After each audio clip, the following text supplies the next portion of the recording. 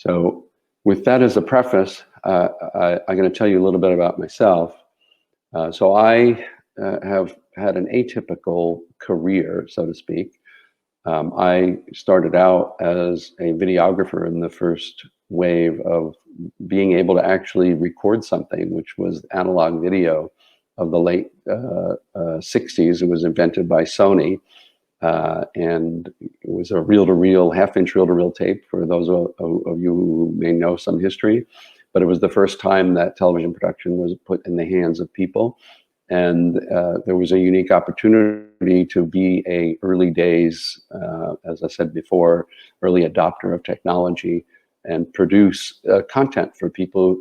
I thought of it at the time as a mirror out of time, somewhat a sixth sense, where you could, if you were a dancer or a performer, you could see yourself in a mirror out of time. And so I started a company called Video Sense that did television production, early days documentaries, but actually worked with people to show them, what their performances were like. Everything from literally therapy sessions to dance groups, to theatrical groups, comedians. It was literally, the only way you could see yourself, because you'd add video to it. Moved into television production, and then, just like the idea of starting companies, Video Sense migrated into another company, and it was all go from there.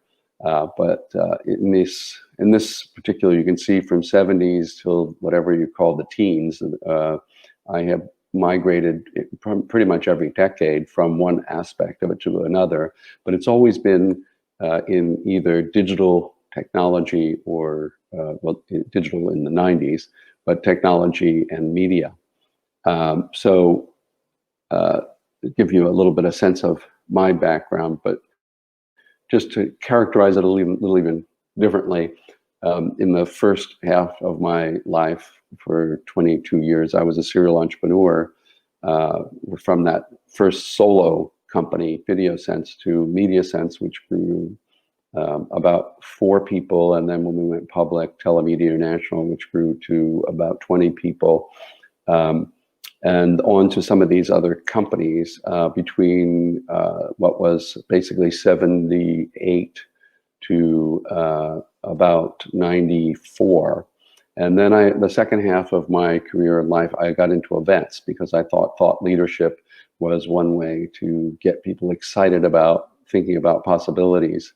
And so I organized what was the first event in Silicon Valley to bring together Hollywood in Silicon Valley. It was called Lights, Camera, Interaction, another big global interactive media festival. And these were big budget events to showcase both what projects that people were working on and invite the people who were working on them to talk about in what ways they were pushing the envelope of what was possible using technology. And so these are some of the events, which includes the DELF in Hong Kong for many years.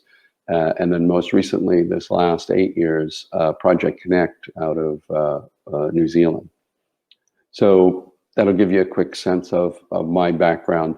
I'm going to stop for a minute and stop sharing for a second, go back to full screen, just see if anybody wants to ask a question